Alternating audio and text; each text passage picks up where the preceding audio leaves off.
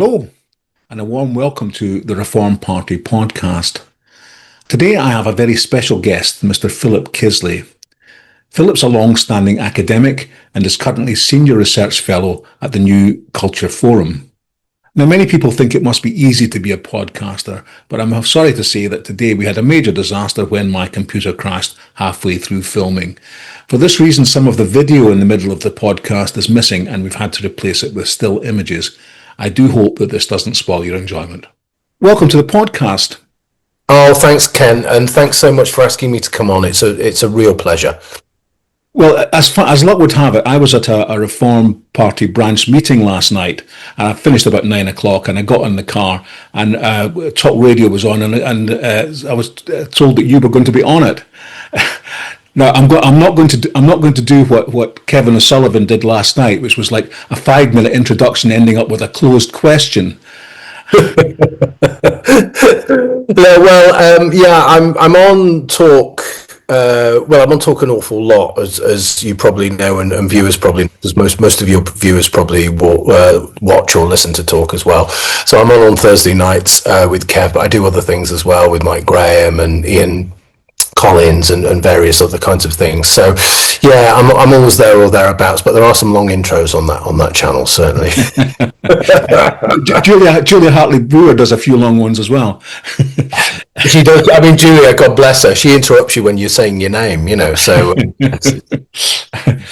it can't be underestimated though how much Talk and GB News and the other media channels that have come through and become popular, how much they have influenced the debate in the UK, and it's hard to think what it might have been like without them. Yeah, I think they've changed the landscape completely. So I think about GB News, I think about Talk TV, I think about the independent media like New Culture Forum, where I work. Lotus Eaters and Trigonometry and all of those, Andrew Gold, all of the, and Dan Wootton, of course, all of the big independent podcasts with hundreds and hundreds of thousands of viewers, so really influential. And Talk and GB News as well. I think of them actually as I think of Reform as revolutionising things. Because if you remember, before GB News and before Talk became really massive, before it went on to television, there really was nothing. There was the mainstream media, BBC, ITV, Channel 4, and they were so captured, and it just felt so depressing. It didn't feel as though, one, there was a political alternative, or two, there were any platforms on which to have sensible debate, actual free speech and a variety, a marketplace of ideas. And I think the really great thing about the last 3 or 4 years is that has happened, that has flourished in all sorts of ways. So whereas things have got exponentially terrible, worse under Labour, the media stuff, and of course the development of a Reform over the last 12-15 months has just been amazing, and I think that's a real source for celebration. But we could not have done it without the media coverage from these people. I mean, if we had been forced to be relying on the BBC and Channel 4 to get our message out, we could never have done it. It's because these channels are now so popular with people, and people understand that there's more than one side to the thing. Yeah, it's really changed, and you don't. I mean, I've got an inkling of how popular they are, because it's just like, when I walk down the street, people, and it's always, if I go into a pub, especially if I go into a Wetherspoons, right? You get lots of people saying hello if I go into a Wetherspoons, but it's always positive. You know what I mean? It's always, well, they watch GB News and watch Talk TV. They watch it because they want to watch it. They don't watch it because they hate it. So but there are so many people. I think GB News, of course, Nigel has a show on GB News. So GB News is by far the biggest news channel. Talk has a massive listeners and viewers as well. And New Culture Forum too is huge. We've got I think, the best part of 400,000 subscribers on the YouTube channel. And so we're a think tank and we're a media channel, but we're also a grassroots movement as well. So I run something called NCF Locals, which is our branches all around the country. So again, that kind of stuff just didn't happen a few years ago. None of it. We didn't have the Free Speech Union either, and I think that's something else that we should mention in the same breath. So I think of all of these things together, and this is what we are now. All we had before was a failing Conservative Party that really kind of didn't speak for us, was just reneging on all its promises and kind of gaslighting us really for years and years and years. That's what I felt anyway. I felt as though I was in an abusive relationship with the Conservative Party that was just gaslighting me, and I suspect many Reform voters now feel the same. So it does feel as though there is a change. It does feel as though there's a kind of revolution. It feels as though there's a revolution in the air, and part of that is because things are so bad. I mean, I've said this quite a few times. I knew it was going to be bad when Starmer and co.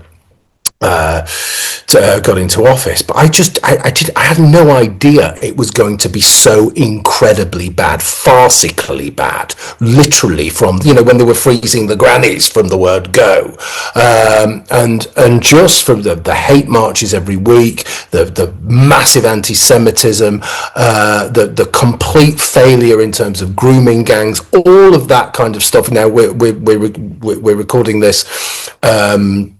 It's on the Wednesday, isn't it? We've just found out that a fourth victim is now refusing to take part in the enquiry. It isn't an enquiry; it's an obscene farce. All of that kind of stuff. So it's, in a way, we're a response to that, and I suppose the worse it gets, the stronger we get, because there is such a need for us. There's a need for reform. My God, there's a need for reform. Everybody's pinning their hopes on reform, but there's a need for the independent media, the alternative media, and all the rest of it as well. Yeah, I mean, you were on talking to Kevin last night about another inquiry. I'm going to call it the C inquiry, and the reason I'm doing that is I had Alan Miller from the Together Federation on last week. And I'm absolutely convinced the stats on his show should have been great because it was good content, but it was way down from normal. And I'm convinced it's because YouTube are still, I'm not saying shadow banning, but the algorithm's doesn't work well if you mention the C word. So that's why I didn't even want to say it. But I mean, this goes back to COVID times when things really were, the censorship and so on was appalling, wasn't it? It was the thing for me. It was the thing that changed everything. People ask me when. So I worked in higher education for 25 years, and they asked me, when did things start going crazy? And my stock response is, well, it's always been crazy. In universities, it's always been crazy. But the real authoritarian streak where it became sinister was about 2015 onwards. The BLM craziness was very much part of that, but COVID just after, around about the same time, also sent people insane, and it started. It was the catalyst in many ways for all of the societal ills we've got now. We were talking about, I think, the massive rise in ADHD, especially amongst children. The snitch culture of snitching on your neighbours if they're not doing what they're supposed to be doing. The authoritarian culture. I mean, I remember, and you will remember, at that particular time, I thought it was locking down was crazy and stupid, and the mask clearly didn't work, and people weren't dying, I don't think, in the way that they initially thought they were going to be dying. Yet still we continued with all of this stuff. But the crazy stuff for me was when all the neighbours were outside on the doorstep banging pots and pans, worshipping the NHS, and I thought, oh my God, this symbol of socialist dysfunction, and everybody's there worshipping, and they've got rainbows in the windows with "I love the NHS" and all of that kind of thing. And it was this sense of cultishness that we've had ever since, and you can track it. So we had we had BLM, and then after that it was trans. Everyone thought they were, all the blokes thought they were women, and started going crazy around that kind of thing. We had to mangle the language, and then it was women in prisons and men in women's prisons and God knows what. Then it was the environment and all of the craziness around the environment, and then, for God's sake, it was Hamas. All of this ridiculous, destructive, anti-Western, anti-British, cultish behaviour that was one after another, and it was a different iteration of the same thing. And all of that stuff really went on steroids during lockdown, and don't forget that vulnerable women were with abusive partners in lockdown. Old people were left on their own and lonely. People were drinking heavily just because they were so damn depressed. There was drug abuse. Cancer patients weren't getting the care that they needed because the COVID stuff was put first and foremost above everything else. So much stuff is coming out of this, but as we were saying yesterday, they're still not answering the main question, which is, was it necessary? That's the only question that we need. What were the lockdowns necessary? But they're not actually asking that question, so they're still fudging it. They're still trying to get away with it. They're trying to say, oh, look, there's an inquiry here. Look, little people, there's an inquiry here. We're doing this for you, right? Okay, settle down. No, we don't want that. It's not, it's not Yes Minister, and Sir Humphrey. It's not just an inquiry for the sake of an inquiry. We want answers, but we're not going to get them from this lot. We're not. I mean, the point is that the real question they should have been asking is whether they should have followed the scientists that issued the Great Barrington Declaration and gone down that route, or gone down the lockdown route, which they did. And they're not going to ask that question because they know the answer and they know they were wrong. Now, in this rape gang inquiry, which is they're talking about just now, I mean, if it's going to go the same kind of way as this COVID inquiry has gone, I don't see any point in holding it. Do you? No, I don't even think it's going to get. Well, I mean, at the moment they can't find someone to head it because. Would you head it? Would you head it? I'd head it tomorrow. Yeah, as an academic, I'd head it tomorrow. I'd ask all the right questions. I'd get all the victims. It would be completely victim-centered. I'd tear it all apart. I'd tear their whole culture apart. I've just written a chapter on it, actually, on the rape gangs in Greater Manchester, where I'm from. So I'm from Bury. And Rochdale, Oldham, they're just a stone's throw away from those places, but it's also places like Bolton and Huddersfield as well. So the Muslim cultural influence in those places has just completely changed those towns over the last 30 or 40 years. So I'd certainly head it, and I'd certainly tear it apart. Don't forget as well, I've interviewed. I interviewed on New Culture Forum a victim from Sheffield, actually, which was harrowing. Just the testimony there was just utterly appalling. So it's insane that this stuff has gone on. It's a terrible indictment on our society, on our culture, and that cultural sensitivities were privileged over basic safeguarding, and I'm talking about really basic safeguarding. So, for example, Ken, I was writing about Rotherham and Rochdale and Oldham. One kid, preteen, went into a police station and said, "Look, I'm being sexually abused," and they told her to come back when she wasn't drunk. Now, she's a child, she's a preteen, she's drunk, there's a red flag for you. She left the police station and was immediately gang raped by a gang of Pakistani men. So these children were failed, and it's still going on, of course, were failed at every single level possible. And yet this joke of a government cannot get it together to even get someone to head an inquiry to get to some kind of truth. It's utterly appalling. Like I say, it's an obscene farce. Well, the truth is that the Labour Party do not want any inquiry which is going to report before the next general election. They're kicking it down. They're kicking the can down the road. Yeah. They don't. They know what would come out if of the inquiry if it were truthful, and they know that if they did that, that the chances at the next general election, which I think are probably almost nil now, but really would be nil after that. So it's not going to happen. You mentioned there about the trans issues. Is that not an example of one where we've actually started to win? I mean, I think that with the Cass report and with what's happened since, I almost think that one's done now. Do you not? Well, it's funny. Some days I do, and some days I don't. It depends. It depends what I encounter in the culture war. Yeah, I think you're right in the sense that the Cass report, for any sensible person, completely and totally put that to bed. And there was a sense of we went into a period of madness for all of the reasons I talked about before, actually.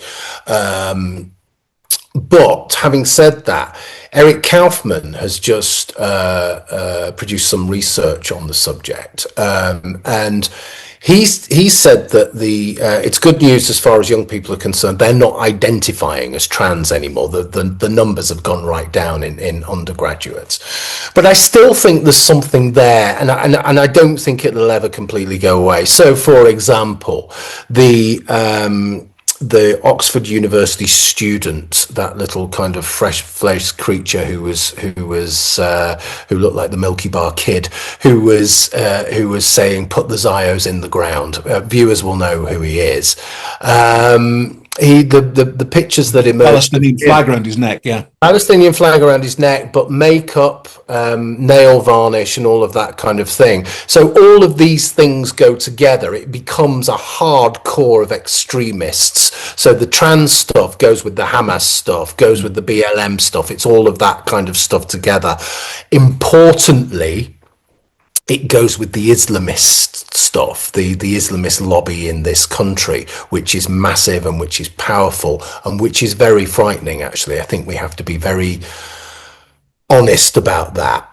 So the hard left, the nutters and the Islamists together, that's where the trans stuff is now. So they might not have the numbers, but they are as crazy as ever. And I think it's a mistake to think of them in silos, because all of these people work together, and the environmental, the green nutters as well. I think they all go together. So we have to think of them as one body of people. Yeah. You went down to Festival Ideas last weekend? Yeah. I was doing loads of stuff there. Yeah. How did it go? It was great. I mean, it's one of those things that is a breath of fresh air, actually, especially where my background, which is academia, which was anything but free speech. It was completely the opposite of free speech. So one of the things about the Battle of Ideas is it's huge, it's massive. So many people there, and so many events going on simultaneously. It's a superb. Claire Fox and her team, Alistair and Jeff, absolutely amazing piece of organisation, and so much great stuff. So I did I was doing a variety of things. I did something on are the arts too politicised? I think there's a one-word answer to that, and it isn't no. I did something, again, bizarrely, because I'm quite interested. I'm interested in crime fiction, but I did something on true crime, which was, again, it was a really good discussion. But the highlight of the show for me was the Thought Police podcast, which we did with Mike Graham, Kevin O'Sullivan, Peter Blexley, the ex Scotland Yard copper, and Intel Lady, who does impressions of Angela Rayner and other members of the government, who is just hilarious. I mean, she had everybody in stitches. But we were really pushing free speech as far as it could go, I think, in that podcast. It was hilarious. I mean, it was a packed auditorium, and it was just genuinely laugh out loud funny and irreverent. So it was really good. It was such a breath of fresh air. Yeah, I mean, it's another example of yet an organisation. You mentioned Free Speech Union and so on, there are quite a number of organisations which are moving on in the kind of general same direction, not identically, but side by side, and moving in the same kind of direction. And equally, we now have three or four parties, political parties, who are the same. Now, of course, it's not so easy for political parties to stay in their lane and carry on as the organisations can, because at the end of the day, they know that they'll be competing for votes. I mean, how do you see that in terms of where the sort of right of centre parties lie at the minute? Well, I think, first of all the intellectual and emotional energy is with us. All the ideas that are anything, any idea that means anything, is coming from the right and the kind of centre right, the kind of reform area. I think that's true because well, you just have to look at the polls. I mean, they're extraordinary. I mean, I've never seen anything like it in my life, and I'm 54 years old. Okay, so something is happening which is akin to a revolution in a way. I think what's happening is we've come to the end of an era. We've come to the end of this progressive, leftist, Blairite, globalist, socialist, quasi-communist era, call it what you want, all of those things, right? We've come to the end of that era, and it has fundamentally failed us on every single level. Okay, I think it's taken such a long time for people to understand that, but all of the things we've just been talking about, the C enquiry, I'm not going to say the word, the grooming gangs I think we did slip it in a couple of times, actually. We maybe doomed already. Oh, maybe we're doomed already. If there's only 5 people that watch it, then we'll know. But all of that kind of stuff, I think people are beginning to be as angry as they should be. I don't think they're there yet, but all you have to do is look out of the window and see what's happening to a town centre near you. Okay, see what's happening to your high street, see what's happening to the economy, see what's happening to culture, see what mass immigration is doing to us.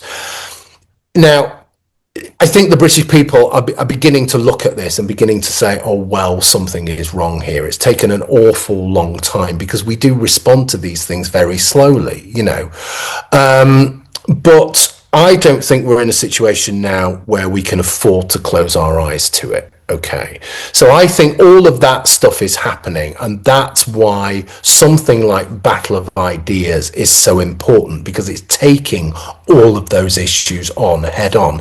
And, political parties like Reform are doing exactly the same thing. And bearing in mind how far we've moved just in 2 or 3 years on something like mass immigration, for example. So when Nigel and people like Peter Whittle and me and Rafe Hadelman-Koo and all of those people were talking directly about mass immigration and what we should do and how we should cut it, especially illegal immigration, but also deal with legal immigration, we were just shouted down as racists and Nazis and fascists and all of those which are now meaningless slurs. Okay, there is no currency in those words anymore. Okay, because people know you cannot have 1.2 million gross coming into the country at least every year, year in, year out. You cannot have up to 1,000, sometimes more people coming on boats illegally every single day. You just cannot, we cannot cope with that. You cannot have people from cultures who have a very, very different attitude, 1 to women, but 2 to children, filling our hotels in every city centre in the country. You just simply cannot have that. And people are, well, 1, they're angry, okay, but 2, they're frightened as well. And I think that combination is actually a healthy combination, because it's only when anger is one thing, but it's only when you're frightened with it, you're frightened for your culture, you're frightened for your wife and child, that you will then do something. You will get out to the ballot box, you will make that vote, you will make a change, because you want to dismantle the Uni Party. It isn't just the Labour Party. The Conservative Party are complicit in all of this kind of thing. You know, they're in power for 14 years, and it pains some of us to say that, but it's absolutely true. You know, so we need something different. We need this revolution. We need reform to be at the forefront. We need them to be making change. We need bold policies. And we need a party that is actually going to do something, because in many ways, I think many of us who do this for a living, we know this is last chance saloon for our country. So what's happened is all the energy has gone to the right. Okay. The difference is, I think that's been the way for quite a while, actually, but the difference is we are now bringing people over with us, and we have critical mass, as the polls tell us. Yeah, I mean, there's been a sea change in opinion even in the last years. I stood in June of last year for the party, and so we're out canvassing and so on. And the reaction you get, and if you take a street stall out now, the reaction you get from the public is completely different. You don't have people walking past saying, "Oh, yeah, racist" or whatever. It just doesn't happen anymore. People are now almost united in the fact that we are the future, and that they need us to come through. Saying, you know, we're talking about cultural relativism and the fact that we had to have all cultural aspects there's no ranking of them in terms of quality, that they're all the same, they all have equal value, and that's where we are, and it's hard to see where we go from there. Yeah, it's a really difficult one, and the thing is, we have to be brave, and we really have to push back on it, and we have to re-establish standards, and we have to champion Western culture as the pinnacle of civilization. Essentially, I think that's what we have to do, because this stuff is really dangerous. Okay, but it's not just about the culture we make; it's about cultural practices as well. So, for example, female genital mutilation was unknown in this country until mass immigration. But people are squeamish about calling this out because they are frightened of criticizing other cultures. And again, it's the same kind of thing, Ken. We never used to have acid attacks, did we? Especially on women. We never used to have running machete fights in the streets. Again, these are and the Pakistani rape gangs, again, is another example of this, where people are frightened to call this stuff out or to even criticize it because of cultural relativism, because we have it drummed into us that all cultures are equal, and patently they are not equal, you know. And we are seeing the degrading of our society and the degrading of our culture, because if we stand up for it, there is a price to pay. Okay, so I was cancelled from my career in academia. 25 years in academia. I was essentially because I did that. I stood up against Islamism. I said that trans women are men, you know, and all of that kind of thing. So there comes a time where we do have to be brave, and as we were saying before, there are more of us now. People are genuinely frightened. People are genuinely angry. Both of those things are really good. It does make people speak out. It does make people stand up. And we do have to celebrate Western culture. We have to celebrate this country. We have to be patriotic. We have to do all of those things that our parents, actually, it was the most natural thing in the world to do. We seem to have gone on this societal political detour over the last 30 or 40 years, in which common sense and self-preservation have become, I don't know, you're a pariah if you practice any of those things, and we need to be in a situation of, thankfully we're getting back there, where enough of us are saying, look, no, actually we are patriotic, we care about our country, we care about our children, we care about women, we care about safety, we care about our history, we don't want lies, and we are not comparable to primitive African history, heritage and cultures. We are a different culture, and we must stand firm and celebrate that and shout it from the rooftops. Absolutely right. Philip, thank you very much indeed for being on the podcast. I've thoroughly enjoyed our conversation. I hope you have too. Yeah. And I'm sure our viewers will enjoy it more to the point. So thanks once again for coming on, and I'll send you the link once it's all up and running. Fabulous. Thanks, Ken, very much. I've really enjoyed it. Cheers.